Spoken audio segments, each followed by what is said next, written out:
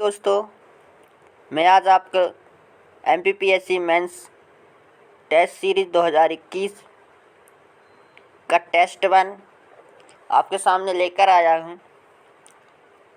देखिए, जो मध्य प्रदेश राज्य सेवा मुख्य परीक्षा 2021 का जो प्रश्न पत्र प्रथम का जो भाग 1 है, प्राचीन भारत का इतिहास। तो आज के मैं इस वीडियो में आपको टेस्ट 1 जो प्राचीन भारत का इतिहास यूनिट 1 है, उसका टेस्ट आपके सामने लेकर आया हूँ। आपको 2021 की मुख्य परीक्षा के लिए मैं आपको फ्री मेरा यूट्यूब चैनल है माय ड्रीम MPPSC। इस पर मैं आपको फ्री टेस्ट सीरीज़ प्रोवाइड कराऊंगा। मैंने एक यूनिट से आपको 5 टेस्ट प्रोवाइड कराऊंगा। तो दोस्तों, आप मेरे साथ जुड़े रहिए, क्योंकि मैं आपके लिए बहुत ही ज़बरदस्त टेस्ट सीरीज लेकर आया हूं, जो मध्य प्रदेश राज्य सेवा मुख्य परीक्षा 2021 के लिए महत्वपूर्ण है। मैं आपको डेली एक टेस्ट सीरीज लेकर आऊँगा।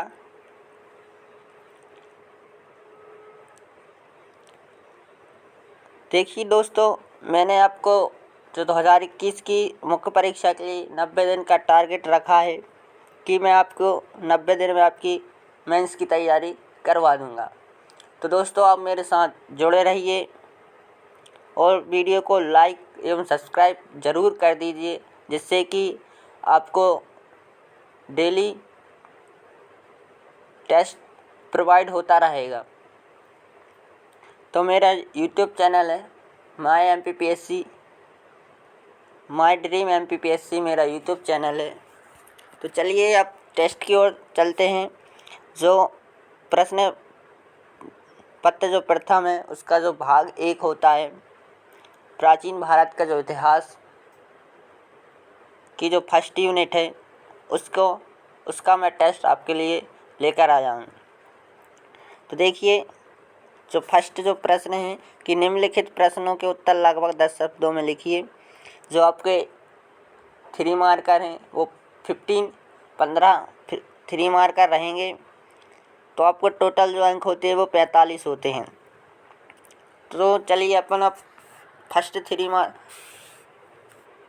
देखते हैं। देखिए, फर्स्ट जो 3 मार्कर है इंडिका है। क्वेश्चन है इंडिका। तो आपको इंडिका के बारे में किस तरीके से लिखना है। देखिए, इंडिका यूनानी राजदूत मैग्नेस्टी द्वारा लिखित मौर्य साम्राज्य की जानकारी प्राप्त होती है। आपको 3 मार्कर में इंडिका में इस तरीके से लिखना है। अब देखिए, अगला क्वेश्चन है अजातशत्रु कुलीन उपनाम से चर्चित मगध का शासक प्रथम बौद्ध संगीति का आयोजन करता। अब देखिए, अगला क्वेश्चन है लोथल। यह एक हड़प्पाकालीन स्थल था। इसकी जो खोज या उत्खनन रंगनाथ राव 1954 में की थी। यह भोगवा नदी के तट पर स्थित है। अब अगला क्वेश्चन देखते हैं फोर्थ, चतुर्थबोध संगीति। देखिए, जो चतुर्थबोध संगीति है, यह कुंडलवल कश्मीर में प्रथम शताब्दी में आयोजित हुई थी।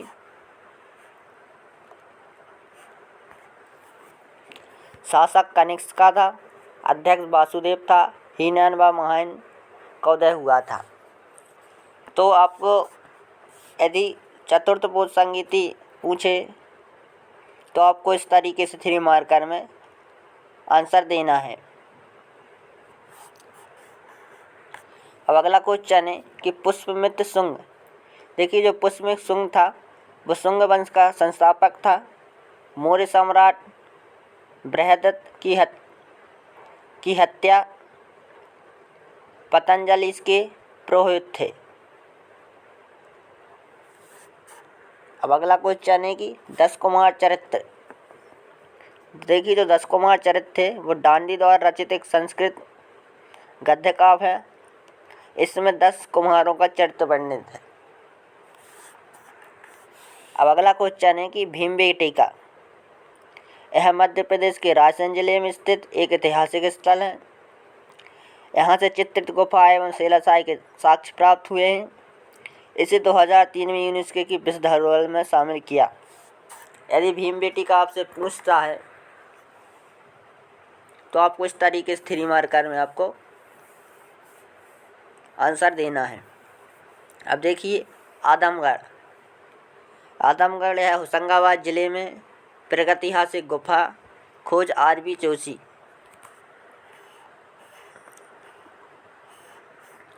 अब 9वां 3 मार्कर है वेदांग। तो वेदों के रहस्य एवं ज्ञान को सरल रूप प्रदान करने हेतु इनकी रचना की गई। वेदांगों की संख्या कुल 6 है। तो इस किस तरीके से हैं? शिक्षा, कल्प, व्याकरण, निरुक्त, ज्योतिष। तो आपके वेदांगों की संख्या कुल 6 है। इस तरीके से हैं शिक्षा, कल्प, व्याकरण, निरुक्त, छंद, ज्योतिष। अब देखिए अगला 10वां 3 मार्कर है अलबरूनी। यह एक अरबी लेखक था। महमूद गजनवी के साथ भारत आया। इसकी जो प्रसिद्ध रचना थी वो किताबुल हिंद है या तैकेविय हिंद। अब देखिए अगला क्वेश्चन है कि निम्नलिखित ग्रंथों के लेखकों के नाम लिखिए। नेचुरल हिस्ट्री, इंडिका, अस्टानी।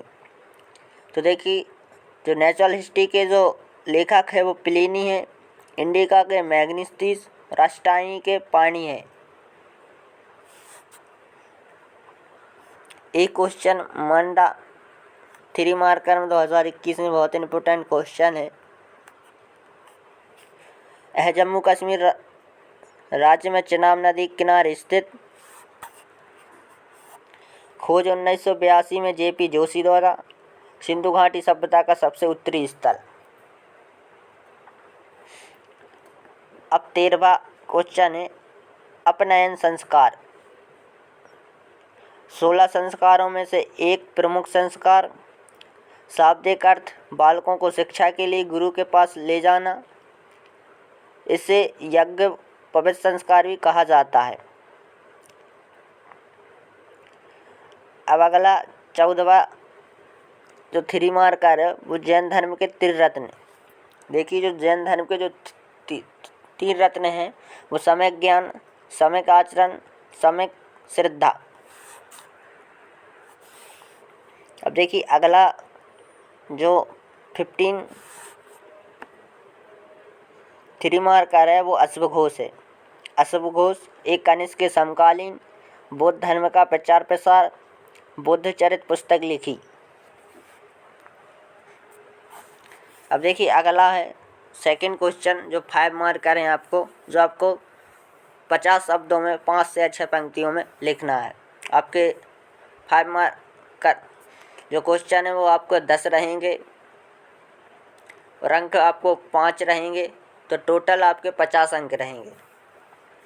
तो देखिए क्वेश्चन है कि कनिष्क के राज दरबार के विद्वानों का वर्णन कीजिए। जो प्रश्न है इसका जो आंसर है अब अश्वघोष महान साहित्यकार, दार्शनिक कवि, लेखक था। ग्रंथ बुद्ध चरित्र। अब नागार्जुन प्रसिद्ध विद्वान था, भारत का आइंस्टाइन। चरक कनिष्क का राजवेद था। प्रमुख रचना चरक संहिता। ये आपका फर्स्ट 5 मार्कर। कनिष्क के राज दरबार के विद्वानों का वर्णन कीजिए। तो आपको इस तरीके से आपको आंसर देना है। अब देखिए अगला क्वेश्चन है सेकंडवा कि सिंधु घाटी सभ्यता की सामाजिक स्थिति का वर्णन कीजिए। ये भी 2021 मध्य प्रदेश मुख्य परीक्षा के लिए बहुत इम्पोर्टेंट मध्य प्रदेश लोक सेवा आयोग मुख्य परीक्षा के लिए आपके लिए बहुत इम्पोर्टेंट क्वेश्चन है। देखिए इसका आंसर देखते हैं। सिंधु घाटी सभ्यता की सामाजिक स्थिति। देखिए सिंधु घाटी सभ्यता में समाज जाति व्यवस्था पर आधारित नहीं था। समाज वर्ण व्यवस्था पर आधारित था। समाज 4 वर्गों में बटा हुआ था: पुरोहित वर्ग, सैनिक, व्यापारी और श्रमिक। मातृसत्वात्मक समाज था। लोग शाकाहारी और मांसाहारी दोनों प्रकार के भोजन करते थे। मनोरंजन के साधन शिकार करना, नृत्य, संगीत, चौपड़ खेलना आदि साधन थे। ये युद्ध प्रिय कम और शांति प्रिय अधिक थे। इस तरीके से आपको 5 मार्कर में सिंधु घाटी सभ्यता की सामाजिक स्थिति का वर्णन करना था। अब देखिए अगला क्वेश्चन है कि मध्य प्रदेश के प्राचीन ऐतिहासिक धरोहर को रेखांकित कीजिए। तो मध्य प्रदेश के प्राचीन ऐतिहासिक धरोहर फर्स्ट है भीमबेटका। यह मध्य प्रदेश के रायसेन जिले में स्थित 2003 में यूनेस्को में शामिल प्रागैतिहासिक गुफा खोज बका करने। सांची मध्य प्रदेश के रायसेन जिले में स्थित 1989 में यूनेस्को में शामिल अशोक द्वारा निर्माण प्रमुख बौद्ध स्तूप। देखिए यही क्वेश्चन आपके 3 मार्कर में भी बन सकते हैं, तो आप इनको 3 मार्कर 5 मार्कर आप दोनों तरीके से तैयार करके रखें। अब अगला है खजुराहो के मंदिर। तो मध्य प्रदेश के छतरपुर जिले में स्थित है। चंदेल शासकों द्वारा बनाए गए मंदिर जिनका निर्माण 1950 से 1050 ईस्वी के मध्य 1986 में यूनेस्को में शामिल प्रमुख मंदिर कधरिया महादेव मंदिर, चित्रगुप्त, परशुनाथ, दूल्हादेव मंदिर। देखिए अब अगला 5th मार्कर है कि हड़प्पा सभ्यता के पतन पर प्रकाश डालिए। आपको ये 5 मार्कर में पूछा गया है। तो हड़प्पा सभ्यता का पतन। देखिए गाइल्ड चाइल्ड के अनुसार आर्यों का आक्रमण, RSR Rao, sir John Marshall व मैके के अनुसार बाढ़, सर जॉन मार्शल के अनुसार प्रशासनिक शिथिलता, अलवानंद घोष के अनुसार जलवायु परिवर्तन, UR कैनेडी के अनुसार प्राकृतिक आपदा, माधव स्वरूप बस्य के अनुसार नदियों ने अपना स्वरूप बदल दिया। अब देखिए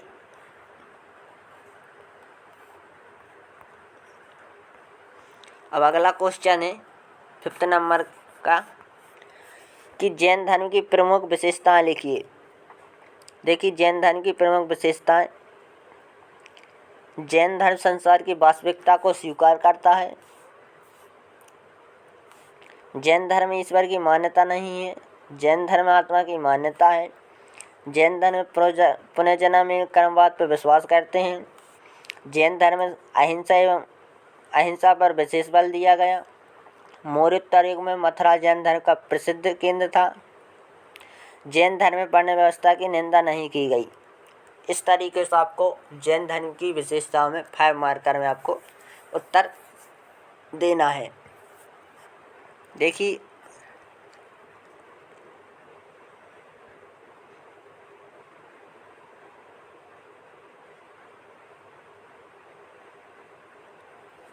अब देखिए अगला जो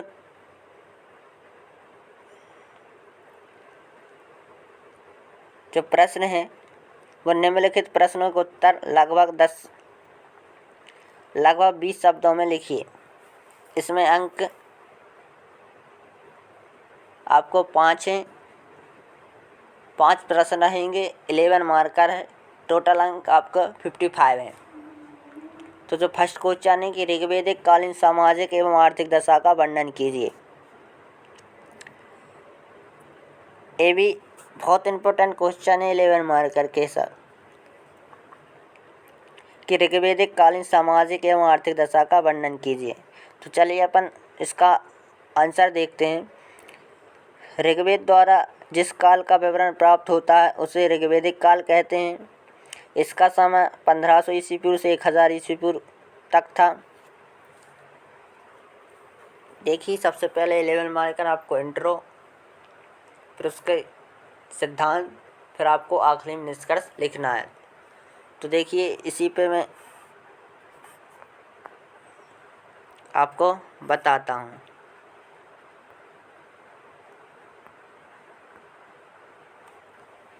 तो चलिए सामाजिक दशा का अपन देखते हैं। देखिए तो जो ऋग्वैदिक कालीन जो समाज था वो पितृसत्तात्मक समाज था। संयुक्त परिवार की प्रथा प्रचलित थी। इसमें छुआछूत एवं जाति प्रथा का प्रचलन नहीं था। समाज 4 वर्णों में विभक्त था। ब्राह्मण, क्षत्रिय, वैश्य, शूद्र। वैवाह को एक पवित्र संस्कार माना जाता था। दास प्रथा प्रचलित थी। शाकाहारी एवं मांसाहारी दोनों प्रकार के भोजन करते थे। अब आर्थिक स्थिति की बात करें तो कृषि एवं पशुपालन में अर्थव्यवस्था का आधार था। गाय या गोधन प्रमुख पशु था। उपजाऊ भूमि उर्वरक कहा जाता था, जो इस काल की प्रमुख फसल थी। सिंचाई कार्य नहरों से, ऋग्वेद में नहर को कुइया कहा गया है। अब वर्जित व्यापार की बात करें तो इस पर पानियों का एकाधिकार था। व्यापार स्थल व जलमार्ग दोनों से होते थे। सोना, तांबा, कांसा का प्रयोग होता था। ऋण लेने व देने की प्रथा का प्रचलन।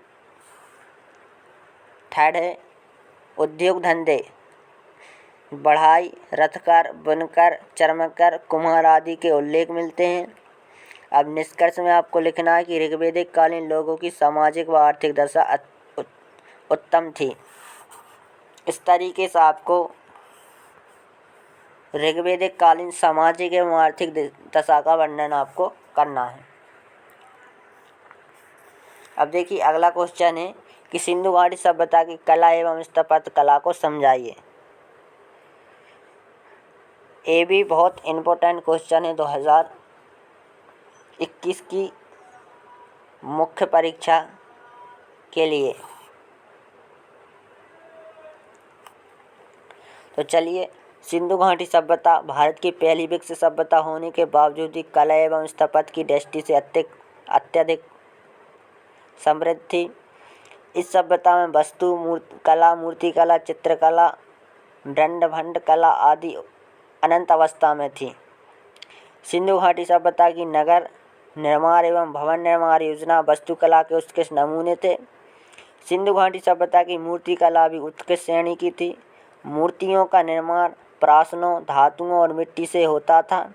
ये लोग मनुष्यों, पशुओं और पक्षियों की मूर्तियाँ बनाते थे। इसमें कुंभड़ वाला बेल विशेष रूप से उल्लेखनीय है। सिंधु घाटी सभ्यता में मोहन निर्माण का भी कलात्मक विकास हुआ है। इस सभ्यता से अभी तक 2000 से भी अधिक मोहरें प्राप्त हो चुकी हैं।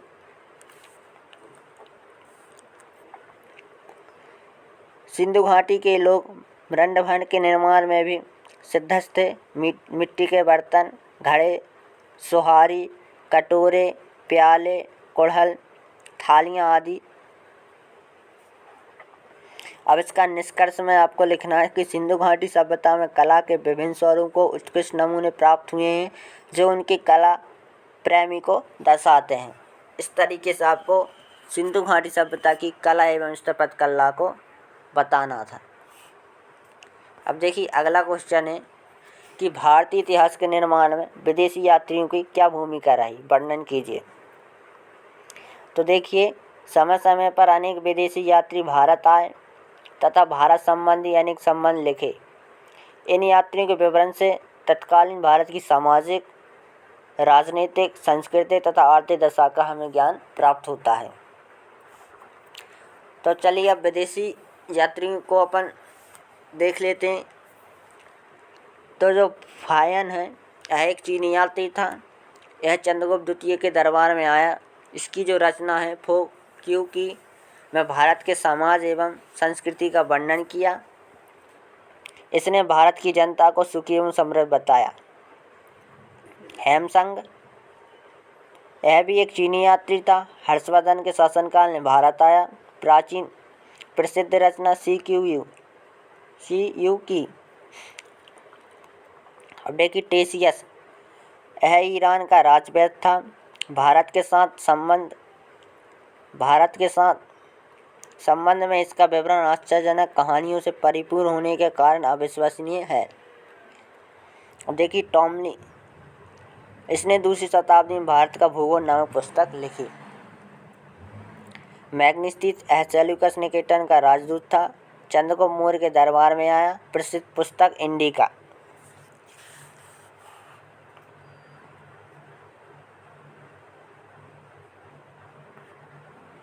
देखिए अगला है तारानाथ। यह एक तिब्बती लेखक था। इसने कंग्योर तथा तंग्योर नामक ग्रंथ की रचना की। इससे हमें भारतीय इतिहास के बारे में जानकारी मिलती है।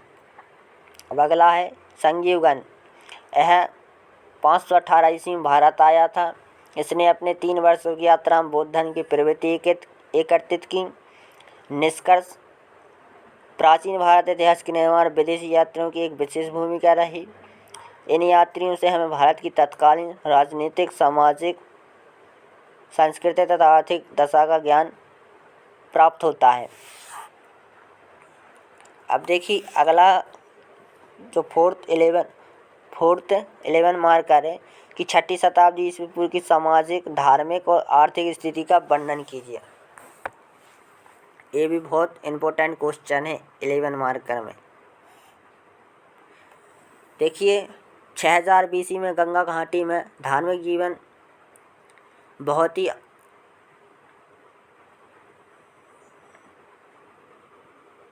ही आंदोलित था, जिनमें जैन धर्म और बौद्ध धर्म का दीर्घकालीन प्रभाव स्थापित हुआ। 6ठी शताब्दी ईसा पूर्व के कालखंड को भारतीय इतिहास का संक्रमण काल कहा जाता है। अब देखिए इंट्रो में आपको इतना बताना है, फिर इसके बाद आपको धार्मिक स्थिति पे आ जाना है। अब धार्मिक स्थिति की बात करें तो 6ठी शताब्दी ईस्वी पूर्व के आसपास धार्मिक क्षेत्र में चिंतन की स्वतंत्रता थी। कर्मकांडी विधानों के कारण लोगों में धार्मिक असंतोष विद्यमान था। इस काल में कर्मकांड व यज्ञ ने जटिलता, बौद्धिक रूप से जागृत वर्ग ने अनुभव किया कि यज्ञों की अपेक्षा आचार विचार की शुद्धता तथा कर्म की पवित्रता ही धर्म है। इस समय धार्मिक दृष्टि से देवी देवता अनेक स्वरूपों में विद्यमान थे।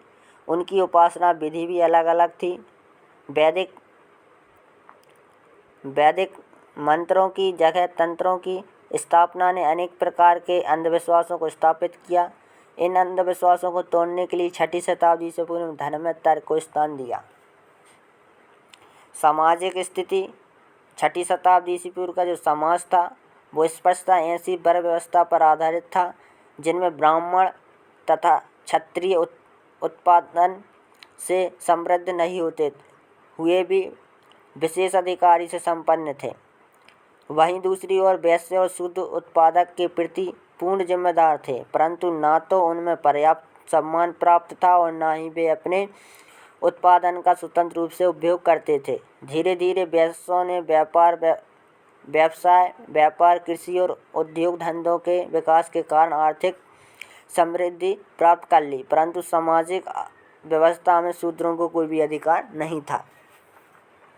अब आर्थिक स्थिति की बात करें तो उत्तर वैदिक काल में लोहे के उपयोग की शुरुआत से आर्थिक क्षेत्र में दूरगामी परिवर्तन हुए। लोगों के रहन सहन और चिंतन मनन की प्रवृत्ति में परिवर्तन आने लगा। इस काल में कृषि नगरों का विकास हुआ, व्यापारी वर्ग को प्राप्त हुआ इस काल में कृषि नगरों का विकास हुआ और नगरों के विकास का सर्वाधिक लाभ शासक तथा व्यापारी वर्ग को प्राप्त हुआ। इस समय समाज में यज्ञ विधान और मांसाहारी के कारण पशुबलि या अन्य रूप से पशुवध विशेष रूप से प्रचलित था। कृषि के विकास के कारण इस काल में कृषि कार्य में पशुओं की आवश्यकता अधिक होने लगी। देखिए जो क्वेश्चन है कि 6ठी शताब्दी ईस्वी पूर्व की सामाजिक, धार्मिक और आर्थिक स्थिति का वर्णन कीजिए, तो आपको 11 मार्कर आपको इस तरीके से बता देना है। तो दोस्तों आपको जो फर्स्ट यूनिट 1 की जो फर्स्ट टेस्ट सीरीज़ है यदि आपको अच्छी लगी हो तो आप लाइक एवं सब्सक्राइब कर दीजिए और मेरे चैनल को सब्सक्राइब कर दीजिए, ताकि मैं आपको इसी तरह और भी टेस्ट सीरीज़ आपको लिए ला सकूं। क्योंकि मैंने आपको 90 दिन का टारगेट रखा है कि मैं आपकी 2021 की मुख्य परीक्षा की तैयारी आपको करा दूंगा। मैं आपको हर यूनिट से 5 टेस्ट सीरीज़ प्रोवाइड करवाऊँगा। तो जो आज की जो मेरी फर्स्ट टेस्ट सीरीज़ है, तो आप सभी मेरे साथ जुड़ जाइए दोस्तों। धन्यवाद।